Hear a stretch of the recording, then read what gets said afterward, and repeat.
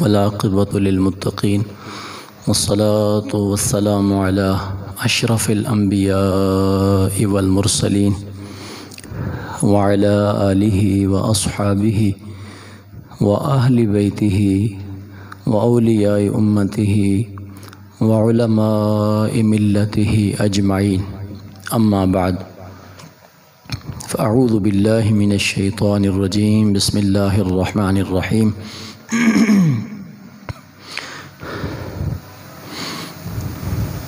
ما جعل اللہ لرجل من قلبین فی جوفہ وما جعل ازواجکم اللائي تظاہرون منہن امہاتکم وما جعل ادعیاءکم ابناءکم ذالکم قولکم بافواہکم واللہ یقول الحق وہو یہدی السبیل ادعوہم لآبائہم هو اقسط عند اللہ فإن لم تعلموا آباءهم فإخوانكم في الدين ومواليكم وليس عليكم جناح فيما أخطأتم به ولكن ما تعمدت قلوبكم وكان الله غفورا رحيما۔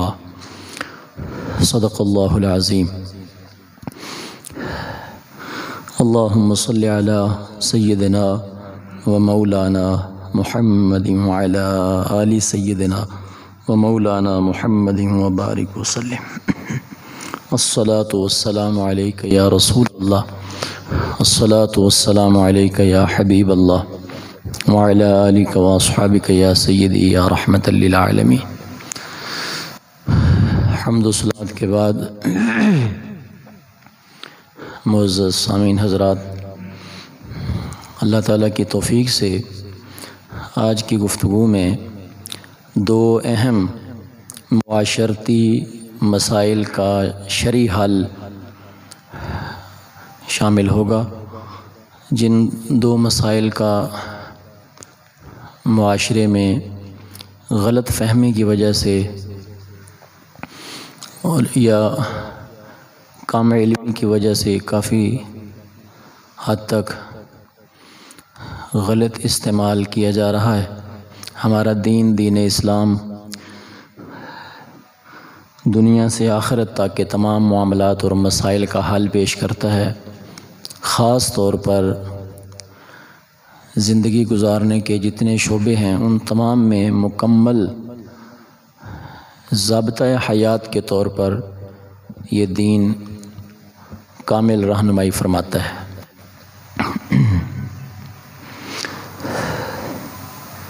بطور خاص حقوق العباد کے جو معاملات ہیں اس میں اللہ تعالیٰ نے قرآن مجید کے اندر بہت شرح و بسط، وضاحت و تفصیل کے ساتھ احکام اور فرائض اور حقوق بیان کیے۔ نماز پڑھنے کا حکم ہے، مگر نماز کی رکعتیں کتنی ہیں، اس میں سجدے کتنے ہیں، رکوع کتنے ہیں، یہ سب کچھ حدیث پاک میں وضاحت کی گئی۔ روزہ رکھنے کا حکم ہے، مگر روزے کو رکھ کر عملی طور پر اس کی جو تفصیلات ہیں وہ حدیث پاک سے ملتی۔ حج ہے، حکم ہے اتم الحج والعمرۃ للہ، اللہ کی رضا کے لیے حج عمرہ کرو، بس قرآن میں اتنا حکم ہے۔ وہ کرنا کیسے ہے، اس کی تفصیلات کیا ہیں، وہ سب کچھ احادیث مبارکہ سے ہمیں ملتا ہے۔ قصہ مختصر کے بہت ساری عبادات کا قرآن پاک میں حکم ہے، تفصیل ہمیں ملتی ہے حدیث پاک سے، لیکن یہ قرآن مجید کے اندر جب حقوق العباد کی باری آتی ہے تو اس کی تفصیلات ہمیں قرآن پاک میں ملتی ہیں۔ مسئلہ وراثت ہے، تقسیم وراثت پوری ڈیٹیل کے ساتھ اور مکمل شرح اور تفصیل کے ساتھ قرآن میں ہی موجود ہے۔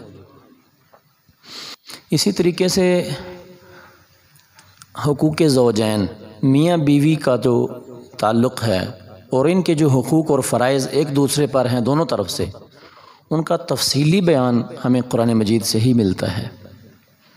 یعنی احادیث میں تو اور بھی وضاحت ہے، لیکن کافی شافی وافی اور ایک حد تک ہر دور کے مسائل کی ضروریات جو ہیں وہ معاشرتی مسائل جو ہیں ان کا ذکر ہے۔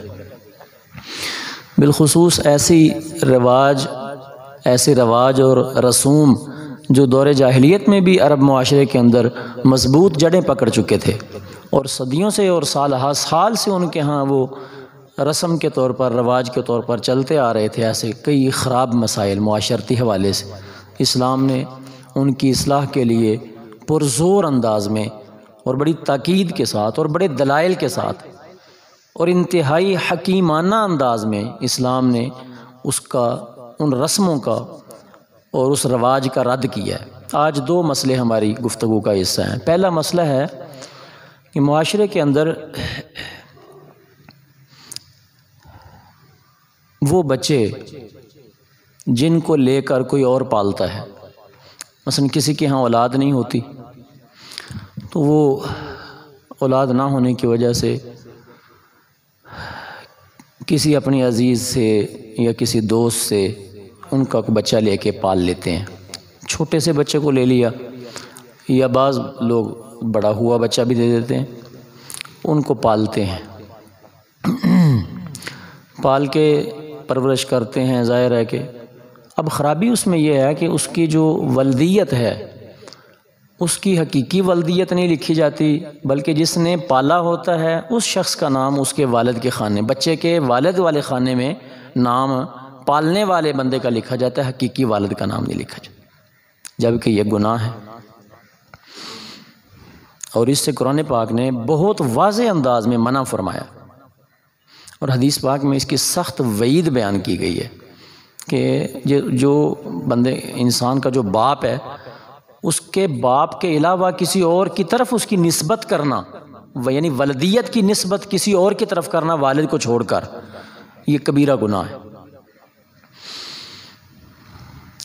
پہلے ہم اس مسئلے کے حوالے سے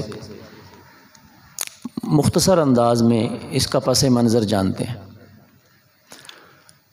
ویسے یہ رواج عرب معاشرے کے اندر قدیم اور پرانا چلا آ رہا تھا، لیکن اس کا حل اور اس کا رد جو ہے وہ قرآن پاک نے اس وقت کیا جب رسول اللہ صلی اللہ علیہ وسلم کے محبوب غلام حضرت زید بن حارثہ رضی اللہ تعالی عنہ کو لوگوں نے زید بن محمد کہنا شروع کر دیا۔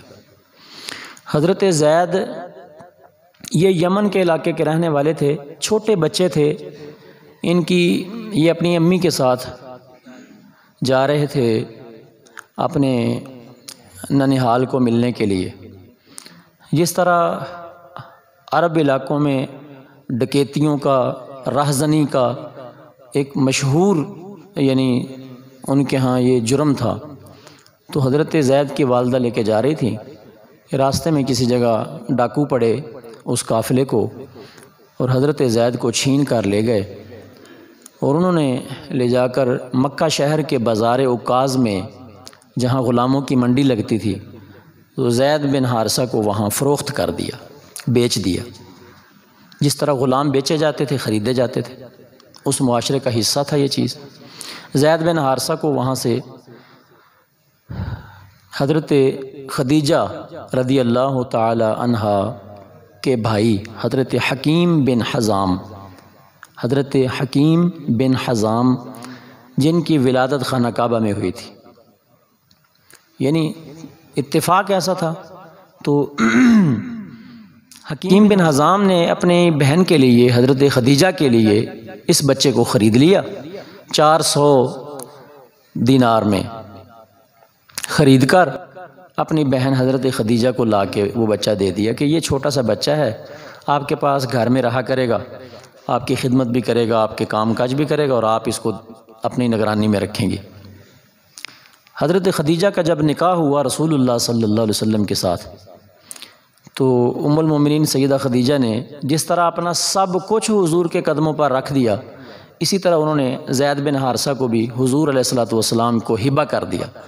کہا حضور یہ میرے بھائی نے میرے لیے خریدا تھا، لیکن یہ ہے کہ میں آپ کو آپ کی خدمت میں اس خادم کو پیش کرتی ہوں، آپ اسے قبول فرمائیں۔ زید بن حارثہ حضور علیہ السلام کے ساتھ رہنے لگے۔ یہ وہ پہلا غلام ہے نبی پاک علیہ السلام کا جس نے کلمہ پڑھ کے اسلام قبول کیا تھا۔ جانتے ہیں نا کہ 4 لوگوں نے سب سے پہلے اسلام قبول کیا۔ بڑی عمر کے لوگوں میں حضرت ابوبکر صدیق سب سے پہلے اسلام قبول کرنے والے ہیں۔ جوانوں میں بچوں میں حضرت علی المرتضیٰ شیر خدا، آپ کی عمر بھی چھوٹی تھی جس وقت آپ نے کلمہ شریف پڑھ لیا تھا اور حضور علیہ السلام کی نبوت کو مانا۔ اور غلاموں میں حضرت زید بن حارثہ، اور عورتوں میں حضرت ام المومنین سیدہ خدیجہ رضی اللہ تعالیٰ عنہ۔ ان 4 لوگوں نے پہلے اسلام قبول کیا۔ تو زید بن حارثہ نے کلمہ بھی پڑھ لیا اور حضور علیہ السلام کے ساتھ ساتھ ہر وقت ہوتے تھے۔ پھر آقا حضور علیہ السلام تو دوسروں کے غلاموں کا بھی اتنا خیال رکھتے تھے، اپنے غلام کا کتنا خیال رکھتے ہوں گے۔ اور پھر حضور نے ان کو غلام بنا کے رکھا بھی نہیں۔ یہ مسئلہ بھی ذہن میں رکھ لیں کہ حضور علیہ السلام کو جب حضرت خدیجہ نے ہبہ کیا تو رسول پاک علیہ السلام نے ان کو آزاد کر دیا۔ فرمایا کہ میں غلام بنا کے نہیں رکھوں گا، میں نے آپ کو آزاد کیا۔ اس لیے ان کو کہا جاتا ہے نبی پاک علیہ السلام کے آزاد کردہ غلام۔ اس لیے حضرت زید بن حارثہ کو کہا جاتا ہے حضور علیہ السلام کے آزاد کردہ غلام۔ جی تو یہ غلامی، حضور علیہ السلام کی غلامی ایسی غلامی ہے کہ نبی پاک نے ان کو آزاد کیا اور انہوں نے کہا نہیں میں نے آپ کے ساتھ ہی رہنا ہے۔ پھر وہ یعنی جب ان کی والدہ پیچھے واپس اپنے گھر گئیں، ان کے والد گرامی بڑا پیار کرتے تھے۔ حضرت زید چھوٹے بچے تھے جب ان کو اغوا کر لیا گیا ڈاکوؤں کے قافلے سے، جب یہ بکتے بکاتے منڈی اوکاز میں آئے مکہ مکرمہ، تو بچے تھے۔ اب اس والد کی کیفیت کیا ہوگی کہ جس کا چھوٹا بچہ اس طرح اغوا ہو جائے؟ تو یہ ظاہر ہے کہ ایک بڑا دردناک حادثہ تھا ان کے لیے، اور بڑا اذیت ناک ایک سانحہ تھا کہ بیٹا جدا ہو گیا اور پتہ بھی نہیں چل رہا تھا کہ گیا کدھر ہے، ڈاکو جو تھے وہ کدھر لے گئے ہیں، اب کہاں ہے، کس حال میں ہے۔ حضرت زید بن حارثہ کے جو والد تھے نا حضرت حارثہ، انہوں نے اپنے بیٹے کی جدائی میں بہت زیادہ ڈھونڈتے رہے، تلاش کرتے رہے، بڑا سفر کیا، اور ایک دردناک قصیدہ اپنے بیٹے کی جدائی میں لکھا۔ وہ بڑا طویل قصیدہ، اور اس کے ایک شعر کے اندر ایک باپ کی جدائی جو ہے وہ ٹپکتی ہوئی نظر آتی ہے، اور وہ اس کے ایسے دردناک اشعار ہیں کہ فطرتاً اللہ پاک نے جو ماں باپ کے دل میں محبت رکھی ہے اولاد کی، وہ ایک ایک لفظ سے چھلکتی ہے۔ زید بن حارثہ مکہ میں ہیں اور حج کا موسم آیا تو یمن کے علاقے سے، کیونکہ آپ کا آبائی علاقہ یمن تھا، وہاں سے اغوا ہو کے ادھر آئے تھے، تو یمن کے علاقے سے کچھ لوگ حج کرنے کے لیے آئے سالانہ حج کے موقع پر۔ ایک موقع پر انہوں نے حضرت زید کو دیکھ لیا، یعنی زید رضی اللہ عنہ رسول پاک علیہ السلام کے ساتھ تھے، انہوں نے حضرت زید کو دیکھا، انہوں نے پہچان لیا، اور وہ آپ کے علاقے میں آپ کے جاننے والے لوگ تھے، تو حضرت زید نے بھی ان کو پہچان لیا کہ یہ ہمارے علاقے سے آیا ہوا قافلہ ہے۔ بہرکیف انہوں نے جا کے واپس آپ کے والد کو جب بتایا یمن میں کہ تمہارے بیٹے کو ہم نے مکے میں دیکھا ہے، تو حضرت زید کے والد حارثہ اپنے بھائی کو لے کر، یعنی آپ کے باپ اور چچا دونوں، وہ مل کر آئے مکہ شہر میں، رسول اللہ صلی اللہ علیہ وسلم کے بارے میں پوچھتے ہوئے آئے، اور آقا حضور علیہ السلام کے پاس آ کر انہوں نے سلام عرض کیا۔ حضور پاک مسجد میں تھے، مسجد حرام شریف میں، صحن حرم کے اندر، تو انہوں نے آ کے آپ سے عرض کیا کہ ہمارا ایک غلام ہے آپ کے پاس، اور آپ عبد المطلب کے یعنی عرب کے سردار کے بیٹے ہیں، اور آپ بڑے کریم ہیں، اور آپ کا خاندان ہی بڑا کریم ہے۔ یعنی اس طرح انہوں نے تمہید باندھی، بیٹے کو لے جانا چاہتے تھے نا، تمہید باندھی، بڑے سخی ہیں آپ کے دادا جان بڑے سخی تھے، آپ کا خاندان سخیوں کا خاندان ہے، آپ کی مہربانی ہے کہ آپ ہمارا بیٹا ہمیں دے دیں تو ہم اس کا فدیہ لے کے آئے ہیں، یعنی اس کی جو قیمت آپ کہیں، جس طرح غلاموں کے بیچنے کا رواج تھا، تو اس کی جو قیمت آپ کہیں ہم لے کر آئے ہیں، ہم آپ کو پیش کرتے ہیں۔ حضور علیہ السلام نے فرمایا کہ کون ہے تمہارا بیٹا؟ کہنے لگے کہ زید جو آپ کا غلام ہے۔ حضور نے فرمایا کہ بات یہ ہے کہ زید کو بلا لو، اس سے پوچھ لو، میں نے اس کو اختیار دیا، اگر وہ مجھے چھوڑ کے تمہارے ساتھ جانا چاہتا ہے تو میں فدیہ لے کر نہیں چھوڑوں گا، میں ویسے ہی اس کو آزاد کر چکا ہوا ہوں، وہ جانا چاہتا ہے تو مجھے فدیے کی حاجت نہیں ہے۔ نہ میں فدیہ لے کر ایک بچے کو رکھنا اپنے لیے جائز سمجھتا ہوں۔ حضور تو رحمت للعالمین تھے یار، حضرت ابو بکر صدیق کا دل اتنا نرم کیسے ہوا تھا کہ وہ لوگوں کے غلاموں کو خرید کے آزاد کیا کرتے تھے؟ یہ تو ابو بکر کا مقام ہے، میرے آقا کے دل کا مقام کیا ہوگا؟ آقا فرماتے ہیں کہ حارثہ مجھے پیسوں کی ضرورت نہیں ہے۔ زید کو بلایا گیا، حضرت زید آئے اور چپ کر کے آ کے حضور کے سامنے دو زانو ہو کے بیٹھ گئے۔ باپ بیٹھا ہوا ہے، چچا بھی بیٹھا ہوا ہے، دیکھ بھی لیا ہے باپ کو اور چچا کو، لیکن بارگاہ رسالت کا ادب اور شاید چھٹی حیث ان کی کہہ رہی تھی کہ یہ کیا ہو گیا، یہ تو مجھے لینے آ گئے ہیں اور میں تو جانا نہیں چاہتا، شاید اس لیے وہ ملے ہی نہیں۔ وہ سیدھے چپ کر کے آ کے حضور کے سامنے بیٹھ گئے۔ آقا حضور نے فرمایا زید جی یا رسول اللہ۔ فرمایا یہ دونوں شخص کون ہیں، پہچانتے ہو؟ عرض کی جی آقا، ایک میرے والد ہیں، ایک میرے چچا ہیں۔ فرمایا کہ ان کی بات سنو، وہ کیا کہتے ہیں؟ انہوں نے کہا کہ زید ہم آپ کو لینے کے لیے آئے، ملے بغل گیر ہوئے، اور کتنی خوشی ہوئی ہوگی اس باپ کو جس کا بیٹا مل گیا، کائنات مل گئی اس کو، اس کی کھوئی ہوئی کائنات مل گئی اس دوبارہ۔ لیکن حضرت زید بیٹھ گئے۔ آقا حضور نے فرمایا زید میں تجھے اختیار دیتا ہوں، میری طرف سے اختیار ہے، اگر تم جانا چاہتے ہو تو میری طرف سے اجازت ہے، اگر تم رہنا چاہتے ہو تو میں تمہیں زور و جبر سے نکال نہیں سکتا ہوں، اگر تم رہنے کو ترجیح دو تو میں زور و جبر سے دھکا دے کے تمہیں نہیں کہوں گا لازمی جاؤ، اب یہ مرضی تمہاری ہے۔ حضرت زید کہتے ہیں یا رسول اللہ پوری کائنات میں آپ کی ذات کے علاوہ آپ کی ذات پر میں کسی کو ترجیح نہیں دے سکتا ہوں، تو آقا مجھے اپنے دربار سے دور نہ کیجیے، میں نہیں جانا چاہتا، میں رہنا چاہتا ہوں، آپ کی بارگاہ میں رہنا چاہتا ہوں۔ حضرت زید رضی اللہ تعالیٰ عنہ کی بات سن کر حضرت زید کے والد رو پڑے اور کہنے لگے زید یہ تم نے کیا بات کی ہے، تم اپنے باپ کے ساتھ نہیں جانا چاہتے ہو؟ میں تمہاری جدائی میں اپنی اونٹنی تھکا چکا ہوں، بھگا کے تلاش کر کے، میں تیری جدائی میں اتنا دور سے چلا ہوں، مکے میں آیا ہوں، ڈھونڈتا ہوا تیرے پاس آیا ہوں، تو تم میرے ساتھ نہیں جانا چاہتا؟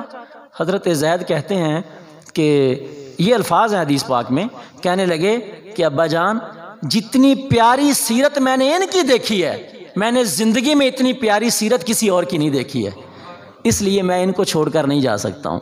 حضرت زید رضی اللہ تعالیٰ عنہ کی یہ بات سن کر کہ وہ مطمئن ہیں اور خوشی سے رہنا چاہتے ہیں، تو حضرت زید کے والد ملے، خوش ہو گئے اور خوشی سے حضرت زید کو یہاں چھوڑ گئے کہ اگر ہمارا بیٹا اتنا مطمئن ہے یہاں رہ کر اس ہستی کے ساتھ تو پھر ہمیں اس کو لے جانے میں زور و جبر نہیں کرنا، چھوڑ کے چلے گئے۔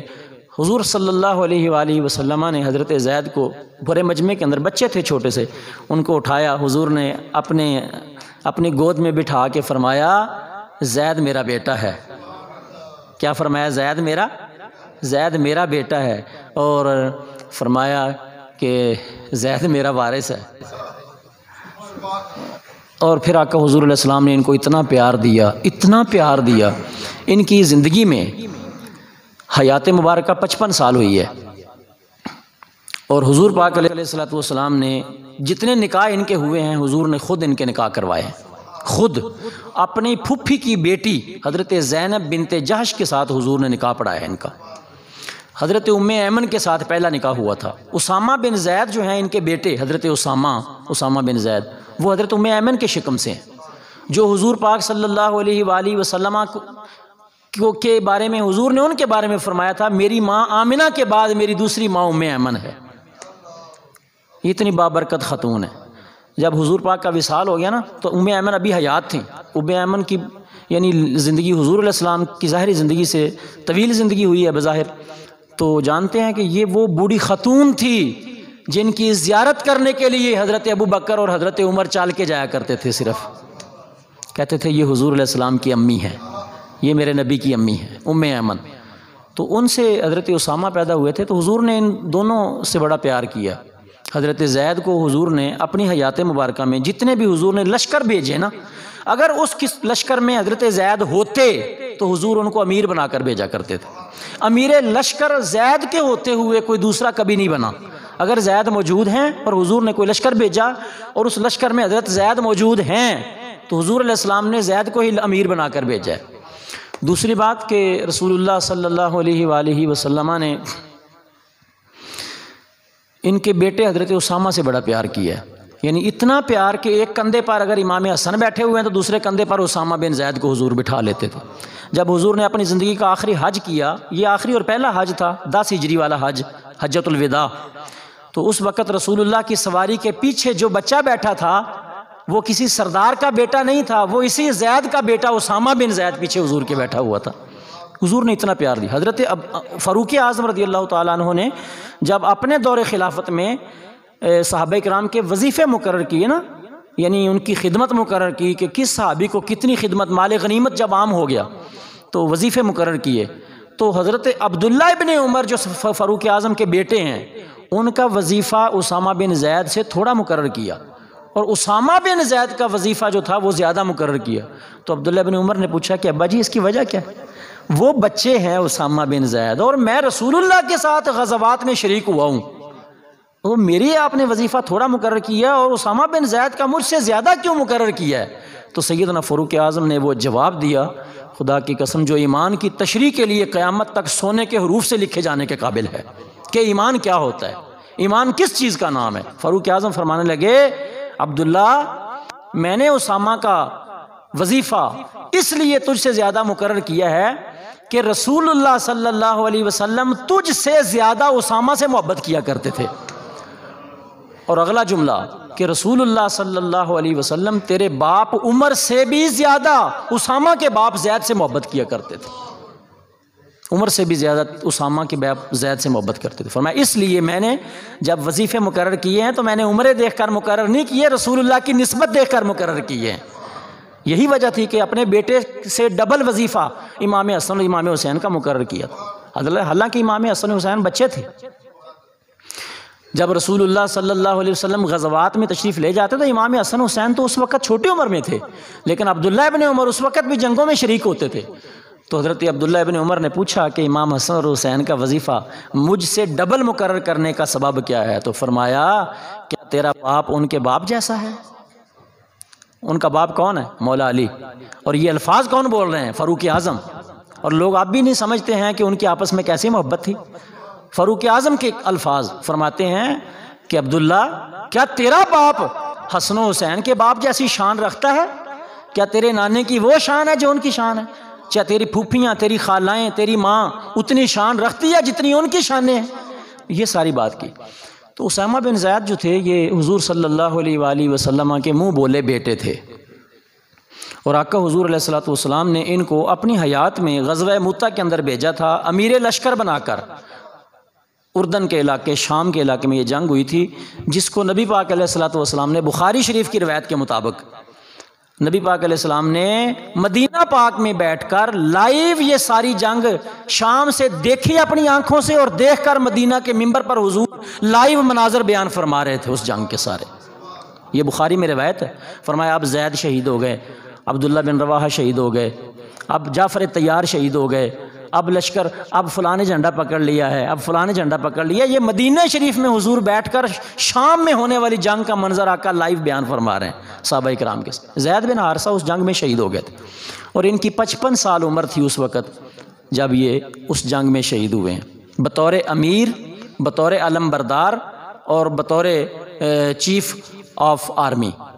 اس جنگ میں حضرت اسامہ بن زید رضی اللہ تعالیٰ عنہ شہید ہوئے، حضرت زید رضی اللہ تعالیٰ 55 سال کی عمر میں۔ یہ واحد حضور کے صحابی ہیں جن کا قرآن مجید میں نام آیا ہے، قرآن مجید میں نام آیا ہے۔ فلما قضا، یہ سورۃ الاحزاب کے اندر 22 پارے میں، فلما قضا زید منہا وطرن زوجناکہا، یہ اللہ تعالیٰ نے ان کا نام ذکر کر کے اس واقعے کی طرف اشارہ کیا جو مسئلہ ہم بیان کر رہے ہیں۔ کیا؟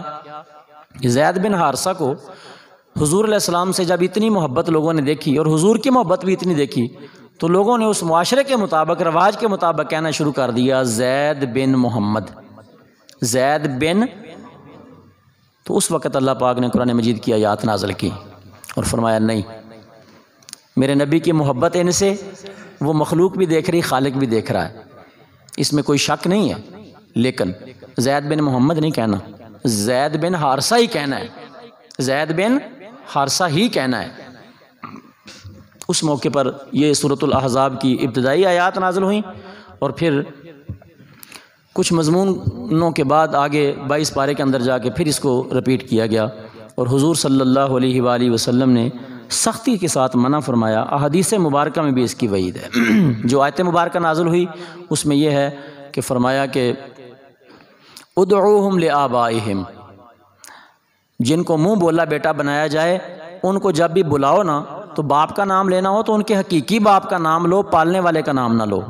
آج ہمارے معاشرے میں یہ کس قدر غلط رسم زور پکڑتی جائی اور پھیلتی جا رہی کہ جن لوگوں نے بچے کسی سے لے کے پالے ہوئے ہیں وہ اپنے بیٹے کا، اب اس لے پالک بیٹے کے ولدیت کے خانے میں اس کے حقیقی والد کا نام نہیں لکھواتے بلکہ اپنا نام لکھواتے ہیں، اور اسی کو قرآن پاک نے منع کیا تھا، اسی بات کو قرآن نے منع کیا تھا کہ ان کے حقیقی باپ کا نام لو، اس کی ولدیت والے خانے میں آپ اپنا نام نہیں لکھ سکتے۔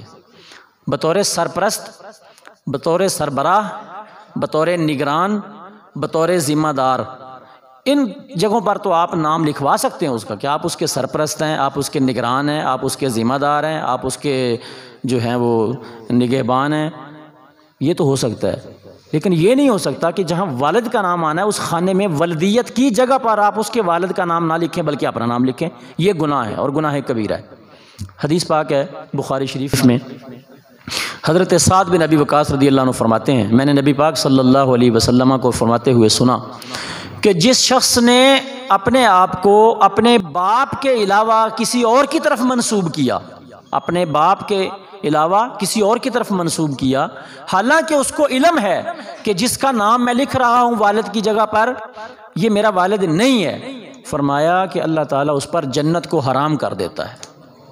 اتنی سخت وعید، اور یہ بخاری شریف میں، ابو داؤد شریف، ابن ماجہ میں حدیث۔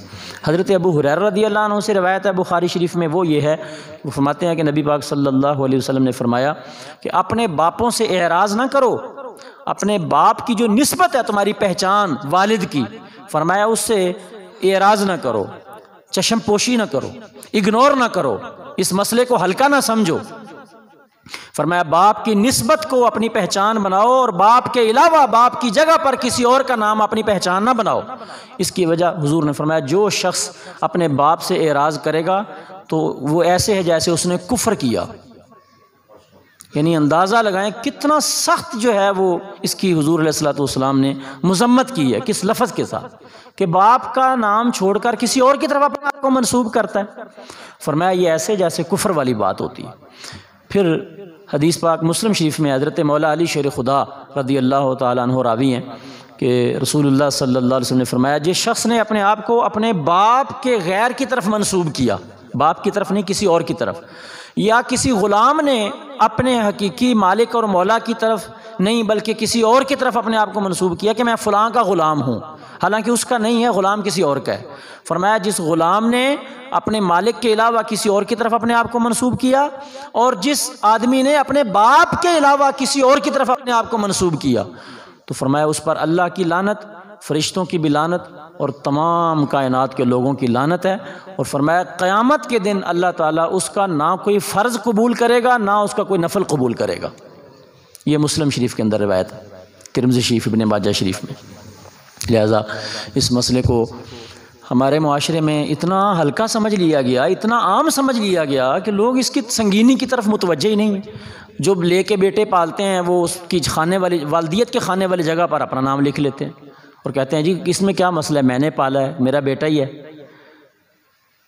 جب بچے کا نام آتا ہے اور اس کے جو والد کا خانہ ہوتا ہے نا، اس سے مراد یہ ہوتا ہے کہ اس کا حقیقی والد کون ہے، وہ نام مطالبہ یہ ہوتا ہے۔ ویسے اگر کسی کو کوئی بیٹا کہہ لیتا ہے، استاد شاگرد کو بیٹا کہہ لیتا ہے، پیر مرید کو بیٹا کہہ لیتا ہے، بزرگ کسی بچے کو بیٹا کہہ لیتا ہے، یہ اور بات ہے۔ اور یہ ساری دنیا جانتی ہے کہ اس سے کہنے والا بندہ اپنا اسے صلبی اور حقیقی بیٹا مراد نہیں لے رہا ہوتا، از راہ شفقت، از راہ پیار اور از راہ محبت وہ اس کو بیٹا کہہ دیتا ہے، چاہے وہ بڑا بزرگ کسی بچے کو کہے، چاہے وہ استاد شاگرد کو کہے، چاہے وہ پیر اپنے مرید کو کہے۔ یہاں وہ حقیقی بیٹا نہیں مراد لے رہا ہوتا، مطلب ہوتا ہے شفقت کے ساتھ اور پیار کے ساتھ اور محبت کے ساتھ اس کو بیٹا کہہ کے بلانا۔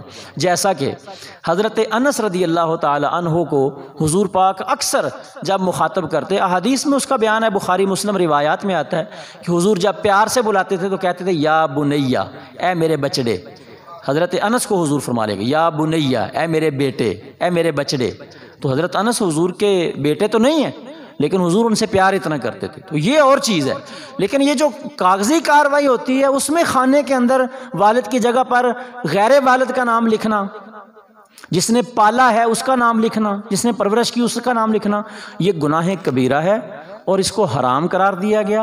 اور اس کی سخت وعید آپ حدیث پاک سے سن چکے ہیں کہ حضور علیہ السلام نے فرمایا اس پر اللہ کی لعنت ہے، فرشتوں کی لعنت ہے، پوری دنیا کے لوگوں کی لعنت ہے، جنت اس پر حرام ہے، فرض اور نفل قبول نہیں ہے اس کے. اتنی سخت وعید اس کے بارے میں آئی حدیث پاک. تو ہمیں اس کی طرف توجہ کرنے کی ضرورت ہے، اور یہ جو معاشرتی مسائل ہیں ان کو حل کرنے کی ضرورت ہے. اور اس کے لیے کوئی شرم والی بات نہیں ہے اور کوئی اس میں پریشر میں آنے والی بات نہیں ہے. جب رسول اللہ صلی اللہ علیہ وسلم حضرت زید بن حارثہ کو چھوٹے بچے سے لے کر 55 سال تک وہ حضور کے ساتھ رہے ہیں، تو آقا حضور علیہ الصلوۃ والسلام نے کھلے عام اعلان فرمایا کہ اس کو زید بن محمد نہ کہو، زید بن حارثہ کہو. تو پھر حضور علیہ الصلوۃ والسلام سے بڑھ کر آج کس کی غیرت ہے جو کہتا ہے جی میں حیران ہوتا ہوں کہ میں نے اس کو پالا ہے، اب میں کیسے اس کی جگہ سے اپنا نام چینج کر دوں والد والی خانے کی جگہ سے. تو حضور علیہ السلام کا عمل امت کی تعلیم کے لیے تھا، امت کی تربیت کے لیے. اس لیے آج ہم ان باتوں کی وجہ سے بہت ساری خرابیوں کا شکار ہو گئے. پھر وہ بیٹا جو منہ بولا بیٹا ہے، آپ نے اس کو پالا سنبھالا، وہ آپ کی وراثت کا ٹوٹلی وراثت کا اکیلا وارث نہیں بن سکتا کبھی بھی، بلکہ وراثت میں سے حصہ اس کا بنتا ہی نہیں شریعت کے اندر. اس کو آپ زندگی میں ہبہ کر سکتے ہیں، گفٹ کر سکتے ہیں کچھ اپنی وراثت، اپنی جائیداد میں سے. وہ آپ کی وراثت کا حقدار نہیں ہے شرعی طور پر. شرعی طور پر آپ کی وراثت کے حقدار وہ وارث ہیں جو آپ کے خونی رشتہ دار ہیں، وہ وارث بنیں گے. نمبر 2، وہ بچہ جب بڑا ہو جائے گا، بالغ ہو جائے گا، تو وہ آپ کی گھر والی ان عورتوں سے جن سے اس کا پردہ ہے، اس کو لازمی شرعی پردہ کرنا پڑے گا. یہ شریعت کا مسئلہ ہے. اس کے اندر یہ نہیں ہے کہ کیونکہ ہم نے اس کو پالا ہے لہذا کوئی بات نہیں، اب وہ ہمارے بچوں جیسا ہے. شریعت مطہرہ میں رسول اللہ صلی اللہ علیہ وآلہ وسلم نے حضرت زید بن حارثہ کو بچے کے طور پر پالا تھا. حضرت انس رسول اللہ صلی اللہ علیہ وسلم کے گھر میں بچوں کی طرح رہے ہیں. لیکن جب پردے کی آیتیں آ گئیں تو جتنے لوگ بالغ تھے ان سب کے لیے پردے کا حکم لازم قرار دے دیا گیا تھا. اس لیے یہ خرابیاں آگے چل کے پیدا ہوتی ہیں اگر ہم بنیادی طور پر اس کا نام جو ہے وہ اسی طرح رکھتے ہیں، تو آگے کئی خرابیاں ہوتی ہیں. اللہ تعالی ہم سب کو سمجھ عطا فرمائے، اور اللہ تعالی ہمیں اپنی ان غلطیوں کوتاہیوں کی اللہ اصلاح کرنے کی توفیق عطا فرمائے. کعبہ تو دیکھ چکے کعبے کا